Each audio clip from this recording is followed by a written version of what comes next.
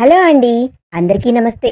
మర్నాడు ఉదయం శౌర్య కళ్ళు నలుముకుంటూ నిద్రలేచి పక్కనే ముడుచుకొని పడుకొని ఉన్న స్నిగ్ధాను చూసి చిన్నగా నవ్వుతూ బుగ్గను ముద్దు పెట్టుకోవడానికి ముందుకు వంగుతాడు. స్నిగ్ధకు వెంటనే మెలకువ వచ్చి కళ్ళు తెరిచి తన మీదకు వంగిన శౌర్యాన్ని చూసి బీసుకుపోతూ ఏంటి బావా అని అంటుంది తడబడుతూ. శౌర్య స్నిగ్ధ ఫేస్ పై పడ్డ హెయిర్ ని మునివేళ్లతో సవరించి అంటున్నట్లుగా బుగ్గను ముద్దు పెట్టి గుడ్ మార్నింగ్ స్నిగ్ధ అంటాడు. స్నిగ్ధకు గుండె ధర పెరిగి టెన్షన్ గా శౌర్యాన్ని చూస్తూ గుడ్ మార్నింగ్ బావా అని శౌర్యాన్ని పక్కకు నెట్టి ఫాస్ట్ గా లేచి బెడ్ దిగి రూమ్ బయటకు పరిగెడుతుంది.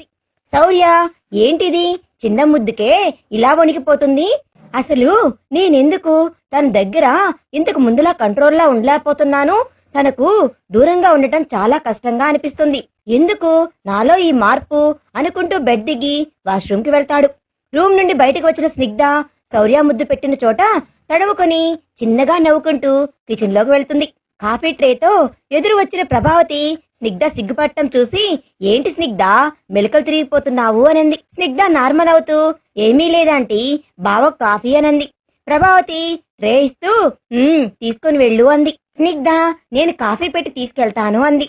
ప్రభావతి నవ్వి స్నిగ్ధ బుగ్గ గిల్లడానికి శౌర్య ముద్దు పెట్టిన బుగ్గనే పట్టుకోబోతుంటే స్నిగ్ధ దూరంగా జరిగి ఇంకో బుగ్గ చూపిస్తుంది.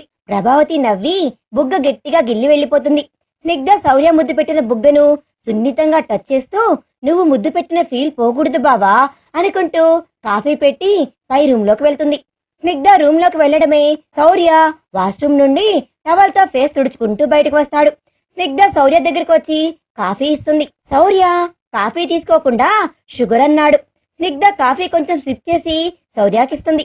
శౌర్య నవ్వుతూ కాఫీ సిప్ చేసి కాఫీ నువ్వు పెట్టావా అన్నాడు. స్నిగ్ధ ఎలా ఉంది బావా అంది. శౌర్య నవ్వి నైస్ అంటాడు. స్నిగ్ధ నీతో కొంచెం మాట్లాడాలి బావా అనంది. శౌర్య కాఫీ తాగుతూ ఏంటి స్నిగ్ధ ఏం మాట్లాడాలనుకుంటున్నావు, మాట్లాడు, నా దగ్గర మొహమాటం ఏంటి నీకు అని అన్నాడు. స్నిగ్ధ తలదించుకుని చేతిగోళను కాన్సన్ట్రేట్ గా చూస్తూ నోట్లోంచి మాట్రాక కష్టంగా బావా అని అంటుంది. శౌర్య స్నిగ్ధ సిగ్గును ముచ్చటగా చూస్తూ కాఫీ సిప్ చేసి బావనేలే విషయం చెప్పు స్నిగ్ధ అన్నాడు. స్నిగ్ధ బావా అది అని అంది. శౌర్య కాఫీ కప్పు పక్కన పెట్టి స్నిగ్ధ దగ్గరికి వచ్చి తన చిన్ పట్టుకొని పైకి లేపుతూ ఏంట్రా అన్నాడు. స్నిగ్ధ శౌర్య కళ్ళల్లోకి చూస్తూ ఉంటుంది. శౌర్య స్నిగ్ధను చూస్తూ ఉంటాడు. ఇద్దరు సర్వం మరిచి ఒకరినొకరు చూసుకుంటూ ఉంటారు. కాసేపటికి ఫోన్ రింగుతో ఈ లోకంలోకి వచ్చి శౌర్య స్నిగ్ధ చిన్ వదిలి స్నిగ్ధ ఒక్క నిమిషం స్నిగ్ధ అని ఫోన్ ఎవరా అని చూసి రవి పేరు చూసి ఫోన్ లిఫ్ట్ చేసి చెప్పు రవి అన్నాడు. రవి సార్ ఈ రోజు జానకి మేడం అనాథాశ్రమం కేసు జడ్జిమెంట్ మర్చిపోయారా, త్వరగా కోర్టుకు రండి అన్నాడు. శౌర్య 10 నిమిషాలు రెడీ అయి వచ్చేస్తా రవి అని కాల్ కట్ చేసి స్నిగ్ధ దగ్గరికి వచ్చి కోర్టుకు వెళ్ళాలి స్నిగ్ధ త్వరగా చెప్పు అన్నాడు. స్నిగ్ధ ఇది త్వరగా 4 ముక్కల్లో చెప్పడానికి కోర్టులో నువ్వు వాదించే కేసు కాదు బావా అంది. శౌర్య నవ్వి స్నిగ్ధ బుగ్గల్లాగి బాగా మాటలు నేర్చావే, సరే నేను కోర్టు నుండి వచ్చాకే మాట్లాడుకుందాం, నువ్వు రెడీ అవ్వు, కాలేజీలో వదిలి వెళ్తాను అన్నాడు. స్నిగ్ధ లేదు బావా నేను ఈరోజు కాలేజీకి వెళ్ళను అంది. శౌర్య నీ ఇష్టం, నేను లంచ్కే వచ్చేస్తానులే అని వాష్రూమ్కి వెళ్ళిపోతాడు. స్నిగ్ధ మనసులో నేను నా ప్రేమ విషయం నీకు చెప్పి ఆ విడాకుల కాగితం నీ చేత చింపేదాకా నా మనసును చదువు మీద లగ్నం చేయలేను బావా అనుకుంటూ రూమ్ బయటకు వస్తుంది. శౌర్య రెడీ అయ్యి లా కోట్ తీసుకుని హాల్లోకి వచ్చి స్నిగ్ధ అని పిలుస్తాడు. స్నిగ్ధ కిచెన్ లోంచి శౌర్య దగ్గరికి వచ్చి బయలుదేరుతున్న శౌర్యాన్ని చూసి అదేంటి బావా టిఫిన్ చేయకుండా బయలుదేరుతున్నావు అంది. శౌర్య టైం లేదురా అన్నాడు. స్నిగ్ధ నేను తినిపిస్తా బావా, టిఫిన్ తినకుండా నీరసంగా ఏం వాదిస్తావు అంది. శౌర్య సరే తీసుకొనిరా, కోర్టులో వాదించి గెలవగలను కానీ నీతో వాదించి గెలవగలనా అన్నాడు.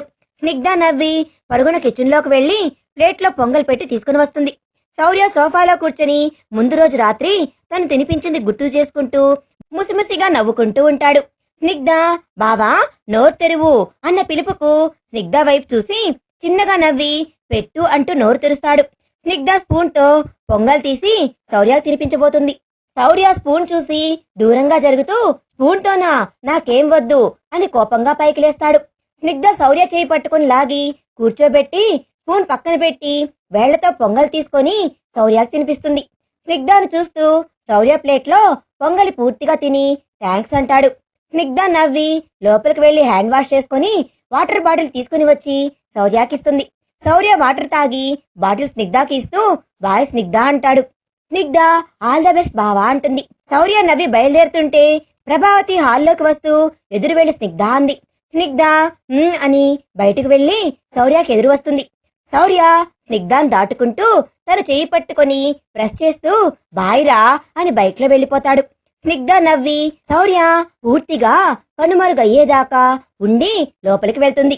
మధ్యాహ్నం స్నిగ్ధ మిర్రర్ ముందు కూర్చొని రెడీ అవుతూ బావా నా మనస్సు ఈ రోజు నీ ముందు పరుచుతాను, అందుకే ఈ చీర ప్రభావతి ఆంటీ హెల్ప్ తో కట్టుకున్నాను. ఆంటీ ఏమనిందో తెలుసా బావా, నేను చీర కట్టుకుంటే నువ్వు చూపు తిప్పుకోలేవు అనింది అని అనుకుంటూ అద్దంలో తనను తాను చూసుకుంటూ ఉంటుంది. తనకు అద్దంలో గుమ్మం దగ్గర స్నిగ్ధను చూస్తూ శౌర్య కనిపిస్తాడు. స్నిగ్ధ రివ్వును గుమ్మం దగ్గరికి వెళ్తుంది. శౌర్య నవ్వుతూ స్నిగ్ధను చూస్తూ ఏంటి స్పెషల్ స్నిగ్ధ అంటూ తన నడుము చుట్టూ చేయి వేసి దగ్గరకు తీసుకుంటాడు. స్నిగ్ధ టెన్షన్ గా శౌర్యాన్ని చూస్తూ తన మెడ చుట్టూ చేతులు వేసి కళ్ళు వాల్చుతూ నేను నేను అని అంటుంది. శౌర్య ఏంటి స్నిగ్ధ ఉదయం నుంచి నాతో ఏదో చెప్పాలని చూస్తున్నావేంటి అని అంటాడు స్నిగ్ధాన్ని దగ్గరికి లాక్కుంటూ. స్నిగ్ధ శౌర్య గుండెలపై తలవాల్చి తన హార్ట్ బీట్ వింటూ మన విడాకుల కాగితం చించేద్దాం బావా అనంది. శౌర్య సంతోషంగా నిజంగానే స్నిగ్ధ అంటాడు. స్నిగ్ధ శౌర్య మెడ మీద చేతులను గట్టిగా బిగిస్తూ నీకు నేను దూరంగా ఉండలేను బావా అని అంది. శౌర్య హ్యాపీగా స్నిగ్ధను గట్టిగా హత్తుకుంటాడు. స్నిగ్ధ తన్మయంగా కళ్ళు మూసుకుంటుంది. ఫోన్ రింగ్ కి స్నిగ్ధ కళ్ళు తెరిచి తన చేతిలో ఉన్న టెడ్డీ బేర్ బొమ్మను చూసి గుమ్మంలో ఎవ్వరూ లేకపోవడంతో బావ రాలేదా, అంతా కలనా, సరేలే ఇలాగే బావ వస్తేనే చెబుతాను అనుకుంటూ ఫోన్ రింగ్ విని ఫోన్ చేతిలో తీసుకొని చూస్తుంటుంది. శౌర్య స్నిగ్ధకు ఫోన్ చేస్తుంటాడు.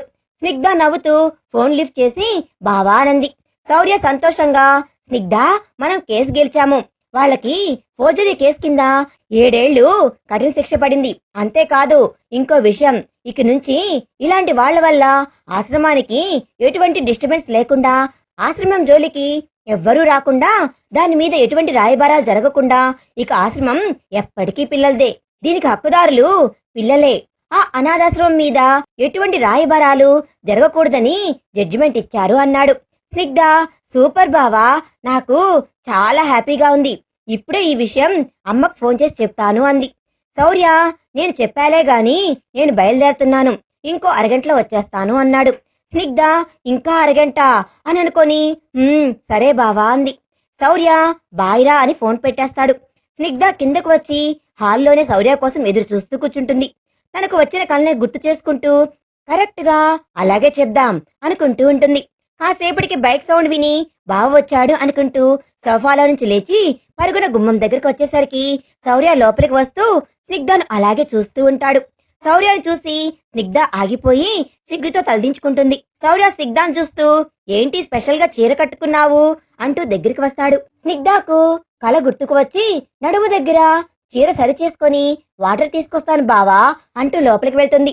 శౌర్య నవ్వుతూ వెళ్తున్న స్నిగ్ధను చూస్తూ స్నిగ్ధ చాలా కొత్తగా కనిపిస్తుంది, ఏదో విషయం చెప్పాలి అనింది. ఇంత బ్యూటిఫుల్ గా రెడీ అయి చెప్పే విషయం ఏమై ఉంటుంది అనుకుంటూ ఉంటాడు. బావా వాటర్ అన్న స్నిగ్ధ గొంతుకు స్నిగ్ధను చూసి నవ్వుతూ వాటర్ తాగి బాటిల్ స్నిగ్ధ చేతికిస్తాడు. స్నిగ్ధ వెళ్లబోతుంటే స్నిగ్ధ అని పిలుస్తాడు. స్నిగ్ధ ఆగితీగి చూసి ఏంటి బావా అంది. శౌర్య స్నిగ్ధ దగ్గరికి వచ్చి మార్నింగ్ ఏదో మాట్లాడాలి అన్నావు ఏంటి అని అన్నాడు. స్నిగ్ధ బాటిల్ గట్టిగా పట్టుకుంటూ బావా అది అది అని ఆగిపోయింది. శౌర్య యాంగ్జైటీగా వింటూ చెప్పు స్నిగ్ధ అన్నాడు. స్నిగ్ధ అది మన విడాకులు అంది. శౌర్య డల్ అవుతూ ఏంటిది, నేనేదో ఊహించుకుంటే తను ఏంటి విడాకులు అని అంటుంది అనుకుంటూ విడాకులా అన్నాడు. శౌర్య స్నిగ్ధ డల్ అవ్వడం చూసి ఛ బావ ఏంటి ఇలా అర్థం చేసుకున్నాడు అనుకుని విడాకులు కాదు బావా అంది. శౌర్య మరి ఏంటి చెప్పు అన్నాడు. స్నిగ్ధ సిగ్గుపడుతూ బావా నేను అని అంటుండగా శౌర్య ఫోన్ రింగ్ అవుతుంది. స్నిగ్ధ డిసప్పాయింటింగ్ గా శౌర్యాన్ని చూస్తూ ఉంటుంది. శౌర్య కూడా డల్ గా స్నిగ్ధను చూసి ఫోన్ తీసి ఎవరో ఫోన్ చేయడానికి టైం దొరకలేదు, ఇప్పుడే చెయ్యాలనా అని తిట్టుకుంటూ ఫోన్ చూసి స్నిగ్ధ ఒక్క నిమిషం డాడీ ఫోన్ అంటూ ఫోన్ లిఫ్ట్ చేసి మాట్లాడి కంగారుగా నేను ఇప్పుడే వస్తున్నాను డాడీ అంటూ స్నిగ్ధ వైపు కూడా చూడకుండా ఫాస్ట్ గా బయటకు వెళ్లి బైక్ లో వెళ్ళిపోతాడు. స్నిగ్ధ డల్ గా ఏమైందో కూడా చెప్పకుండా వెళ్ళిపోయాడు. మామయ్య ఏం చెప్పుంటాడు, ఎందుకంత కంగారుగా వెళ్ళాడు బావా అనుకుంటూ ఉండగా తన ఫోన్ రింగ్ అవుతుంది. స్నిగ్ధ ఫోన్ చేసింది భావన అనుకుంటూ ఫోన్ తీసి చూసి శశి ఫోన్ చేస్తుండటంతో కంగారుగా ఫోన్ లిఫ్ట్ చేసి హలో శశి అనింది. శశి, మీ అత్తగారికి హార్ట్అటాక్ వచ్చింది స్నిగ్ధ, మీకు విషయం తెలిసిందా? బయలుదేరారా? మా హాస్పిటల్లోనే జాయిన్ చేస్తున్నారు. నువ్వు శౌర్య కనబడలేదు, అందుకే మీకు ఇంకా తెలియదేమో, వాళ్ళంతా కంగారుగా ఉన్నారు అని నేను కాల్ చేస్తున్నా అన్నాడు. స్నిగ్ధ కంగారుగా ఏంటి శశి నువ్వు చెప్పేది, అత్తకు హార్ట్అటాక్ నా? నేను ఇప్పుడే వస్తున్నాను అంటూ ఫోన్ కట్ చేసి భావనతో ఏమీ చెప్పకుండా అలా ఎలా వెళ్ళిపోతాడు? నన్ను కూడా తీసుకుని వెళ్ళాలి కదా, అత్తకి ఎలా ఉందో ఏంటో, అసలు హార్ట్అటాక్ వచ్చేంత టెన్షన్ ఏం పడుతుంది, నేను ఇప్పుడే వెళ్ళి అత్తను చూస్తాను అనుకుంటూ తన బ్యాగ్ తీసుకుని బయటకు వచ్చి కనబడిన ఆటో ఎక్కి హాస్పిటల్కి బయలుదేరుతుంది. హాస్పిటల్లో ఆటో ఆగ్గానే ఫాస్ట్ గా దిగి ఆటో అతడికి డబ్బులు ఇచ్చి మేడం చిల్లర అంటున్నా కూడా లోపలికి వెళ్ళిపోతుంది. ఆటో అతను ఏంటి ఈ మేడం 2000 కాగితం ఇచ్చి చిల్లర తీసుకోకుండా వెళ్ళిపోతున్నారు, వెయిట్ చేద్దాంలే మళ్ళీ రిటర్న్ వస్తుంది కదా, ఇతరుల డబ్బు నాకెందుకు అని అనుకుంటూ అక్కడే కూర్చుని వెయిట్ చేస్తుంటాడు. స్నిగ్ధ హడావుడిగా లోపలికి వెళ్లి రిసెప్షన్ దగ్గరికి వస్తూనే శశి ఎదురుగా వచ్చి శౌర్య ఇప్పుడే వచ్చాడు, నువ్వేంటి శౌర్యతో రాకుండా విడిగా వచ్చావు అన్నాడు. స్నిగ్ధ అదంతా సరే శశి, మా అత్తకు ఎలా ఉంది అంది. శశి మైల్డ్ స్ట్రోక్లే, ఏం ప్రాబ్లం లేదు, ట్రీట్మెంట్ చేసి రూమ్ కి షిఫ్ట్ చేస్తున్నారు, నువ్వు ఏం కంగారు పడకు అని రూమ్ నెంబర్ చెప్పి తన నర్సు వచ్చి పిలవడంతో అటు వెళ్ళిపోతాడు. స్నిగ్ధ రూమ్ దగ్గరికి వెళ్తుంది. లోపలికి వెళ్ళబోయి సుచిత్ర మాటలు విని ఆగిపోతుంది. సుచిత్ర, నువ్వు మీ డాడీ కలిసి నన్ను దూరం పెడతారా? మీ ఇద్దరికి నేను అక్కర్లేనప్పుడు నాకేమైతే మీకేంటి, నన్ను ఎందుకు హాస్పిటల్ తీసుకుని రావడం, బ్రతికించుకోవడం అలాగే వదిలేకపోయారా అంది. శౌర్య బాధగా సుమిత్ర చేయి పట్టుకొని అలా మాట్లాడకు మమ్మీ. సుచిత్ర ఇంకెలా మాట్లాడాలి శౌర్య, ఒక అనాథ కోసం మీరందరూ నన్ను అవాయిడ్ చేస్తున్నారు కదా, మీ 16 రోజుల పండక్కి రాకపోతే కూడా పట్టించుకోలేదు కదా, నేను అంత కానిదాన్ని అయిపోయానా? ఆ అనాథ అంత ఎక్కువైపోయిందా మీకు అని అంది. వింటున్న స్నిగ్ధకు తన కాళ్ళ కింద భూమి కదిలినట్లయి, నేను అనాథనా, అందుకేనా అత్తయ్యకు నేనంటే అంత కోపం, మొదట్లో నానమ్మ కూడా అలాగే ఉండేది అనుకుంటూ అడుగులో అడుగు వేసుకుంటూ హాస్పిటల్ బయటకు వస్తుంది. స్నిగ్ధకు చిల్లర ఇవ్వాలని వెయిట్ చేస్తున్న ఆటో డ్రైవర్ స్నిగ్ధ దగ్గరికి వచ్చి మేడం మీరు చిల్లర తీసుకోలేదు అన్నాడు. స్నిగ్ధ ఆటోలో కూర్చుంటూ నన్ను ఇంటి దగ్గర దింపన్నా అంది. ఆటో అతను స్నిగ్ధను చూస్తూ ఇందాక బాగానే ఉంది కదా, ఇప్పుడు ఏమైంది ఈవిడకు అనుకుంటూ ఆటోను స్నిగ్ధ ఇంటి ముందు ఆపుతాడు. స్నిగ్ధ ఆటో దిగి లోపలికి వెళ్తుంటే మేడం చిల్లర అంటున్నా కూడా స్నిగ్ధ ఆగదు, లోపలికి వెళ్ళిపోతుంది. ప్రభావతి ఎదురు వచ్చి స్నిగ్ధ స్నిగ్ధ అని పిలుస్తున్నా వినిపించుకోకుండా నేరుగా పైకి స్టెప్స్ ఎక్కి తన రూమ్ లోకి వెళ్ళిపోతుంది.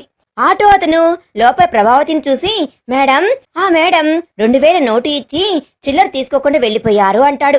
ప్రభావతి స్నిగ్ధకి ఏమైంది, అసలు ఎక్కడికి వెళ్ళింది అనుకుంటూ సరే నాకు ఇవ్వు చిల్లరా అని ఇంతకు తనను ఎక్కడ డ్రాప్ చేశావు అంది. ఆటో అతను చిల్లర ఇచ్చి హాస్పిటల్ పేరు చెప్తాడు. ప్రభావతి హాస్పిటల్ కంటే ఎవరికైనా సీరియస్ ఏమో, అందుకే స్నిగ్ధ అలా ఉంది, సరేలే తనని కదిలించడం ఎందుకు, శౌర్య వస్తే తనే నార్మల్ అవుతుందిలే అనుకుంటూ లోపలికి వెళ్తుంది. హాస్పిటల్లో శౌర్య ఎందుకు మమ్మీ తన్ని మాటిమాటికి అనాథ అంటావు, స్నిగ్ధ వింటే ఎంత బాధపడుతుంది, అయినా ఇప్పుడు తను నా భార్య, అనాథ ఎందుకు అవుతుంది, తనని ఎందుకు అర్థం చేసుకోవు, అయినా నువ్వు పెళ్లి చేసుకోమంటేనే కదా నేను పెళ్లి చేసుకున్నాను అని అన్నాడు. సుచిత్ర ఇదొక మాట అంటావురా, అప్పుడు స్నేహ అలా వెళ్లేసరికి సగం మైండే పని చేయడం మానేసింది, పరువు పోతుంది అని అందరూ ఫోర్స్ చేసేసరికి నిన్ను స్నిగ్ధాన్ని పెళ్లి చేసుకోమన్నాను అంది. వాసు అయితే ఇప్పుడు ఏం చేయమంటావే అని అంటాడు.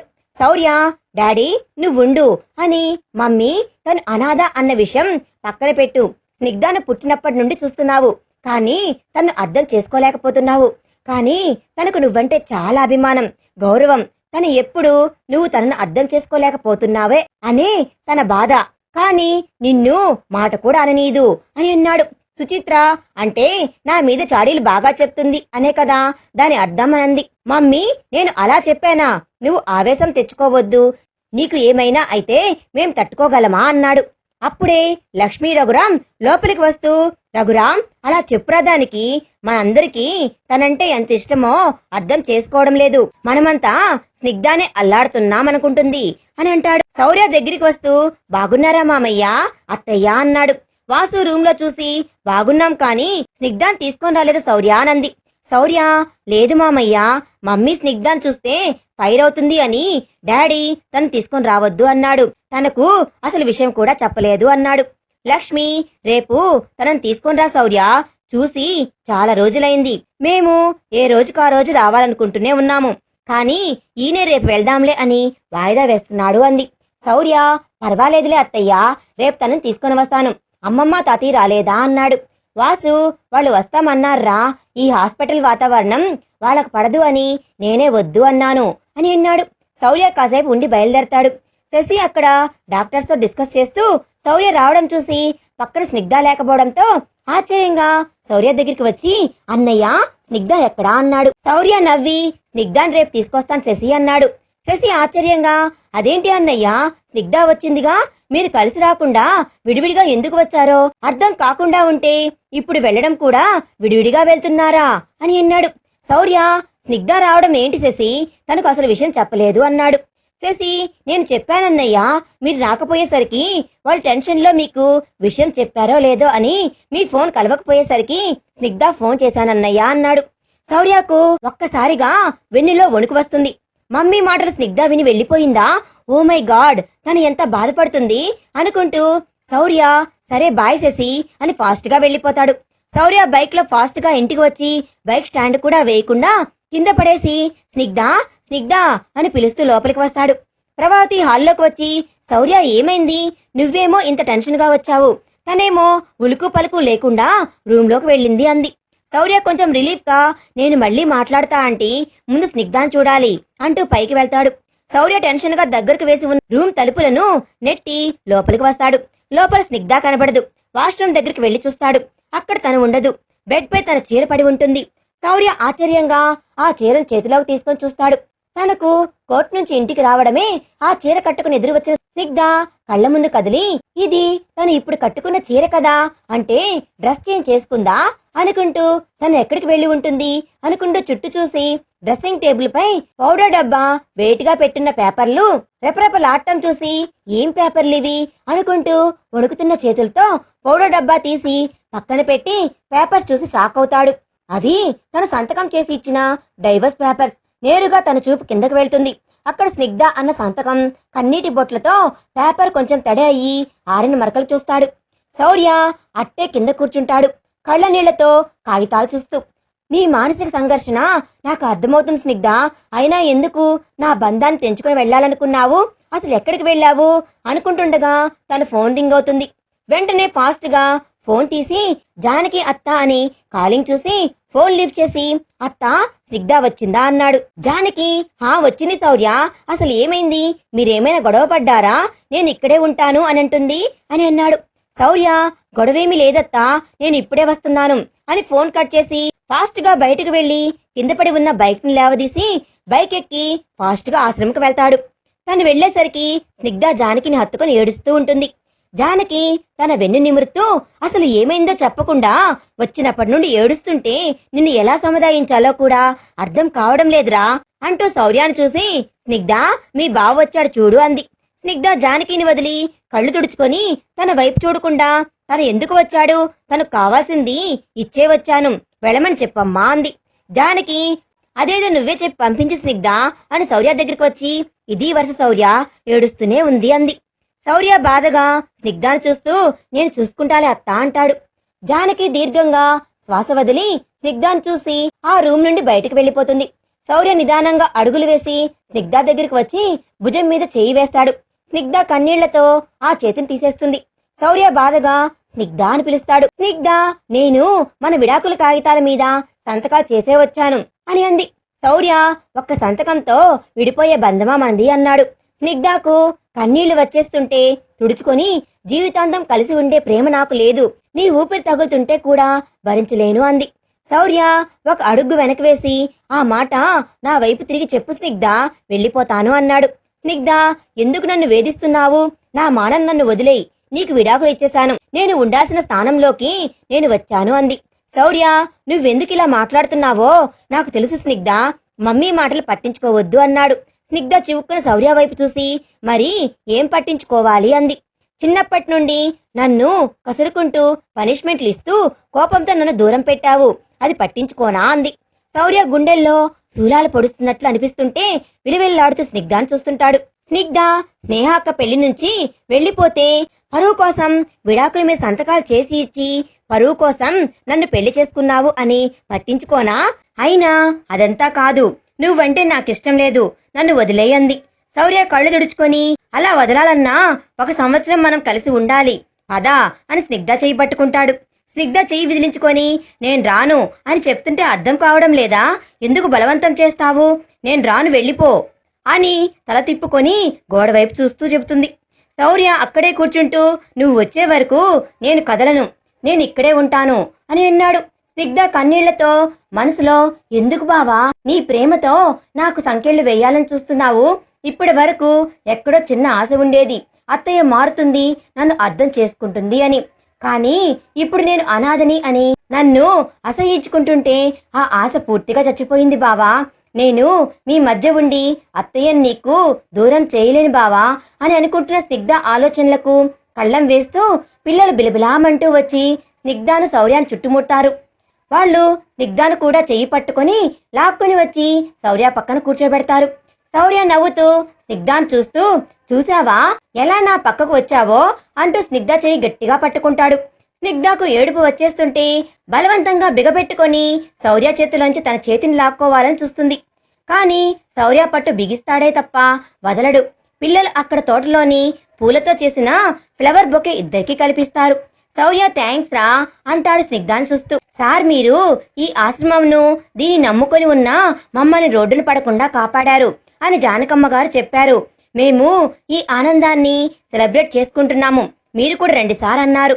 శౌర్య, మీ అక్క వస్తేనే నేను వస్తాను అన్నాడు.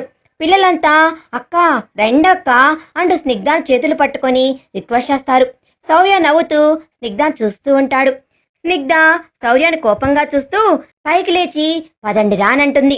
పిల్లలు హే అంటూ ఎగురుతూ స్నిగ్ధ శౌర్యాన్ని చేతులు పట్టుకొని తీసుకుని వెళ్తారు. వెళ్తున్న వాళ్ళని చూస్తూ జానకి రిలీఫ్ గా ఫీల్ అవుతూ, ఈ పిల్లల వలన స్నిగ్ధ నార్మల్ అయ్యింది, అసలు ఏమైంది, తను ఎందుకు అంత బాధపడింది అని అనుకుంటూ దేవుడి పటం చూసి 2 చేతులు జోడించి, నాకు మిగిలిన ఒకే ఒక సంతోషం స్నిగ్ధ, తనకి ఏ కష్టం రానీయకు, తను ఎప్పుడు సంతోషంగా శౌర్యతో హ్యాపీగా ఉండేలా చూడు అనుకుని దండం పెట్టుకుంటుంది. పిల్లలు స్నిగ్ధ శౌర్యాలను తీసుకుని ఆశ్రమంలోని చిన్న గార్డెన్ లో ఉన్న ప్లేస్ లోకి తీసుకుని వస్తారు. అక్కడంతా పూలతోనే డెకరేషన్ చేసి అక్కడంతా రంగవల్లలతో నింపి ఉంటారు. ఆశ్రమంలోని పిల్లలంతా అక్కడే ఉంటారు. శౌర్య స్నిగ్ధాలను చూడగానే అందరూ హే అని అరుస్తూ గుప్పెళ్లతో రంగులు తీసుకొని శౌర్య స్నిగ్ధాల మీద చల్లుతారు. స్నిగ్ధకు మనస్సు కీడు శంకిస్తూ అక్కడ ప్రదేశం ఆ రంగులతో నిండిన శౌర్య ఫేస్ చూస్తూ తన కలను గుర్తు చేసుకొని, అంటే ఇప్పుడు బావకు ప్రమాదమా అనుకుంటూ గుండె దడ పెరుగుతుంటే చుట్టూ చూస్తుంది. ఆశ్రమంలోని ఒక చెట్టు దగ్గర ముసుగు వ్యక్తి నక్కి చేతిలో గన్ను శౌర్య గురిపెట్టి కనిపిస్తాడు. అతను గన్ పేల్చడం స్నిగ్ధ పరిగెత్తి శౌర్యకి అడ్డం రావడంతో బుల్లెట్ స్నిగ్ధ గుండెలోకి దిగుతుంది. వెనక్కి వాళ్తున్న స్నిగ్ధను శౌర్య కన్నీళ్లతో స్నిగ్ధ అంటూ పట్టుకుంటాడు. స్నిగ్ధ వెనక్కి తిరిగి శౌర్యాన్ని చూస్తూ తన చంపన చేయి వేస్తుంది. మరి స్నిగ్ధకేమవుతుంది? శౌర్య ఆ కాల్చిన వ్యక్తిని పట్టుకుంటాడా అనేది మనం నెక్స్ట్ పార్ట్ లో తెలుసుకుందాం. ఈ వీడియో కనుక మీకు నచ్చినట్లయితే ప్లీజ్ లైక్ చేయండి. మీ విలువైన అభిప్రాయాన్ని కామెంట్ రూపంలో తప్పకుండా తెలియజేయండి. Thanks for watching.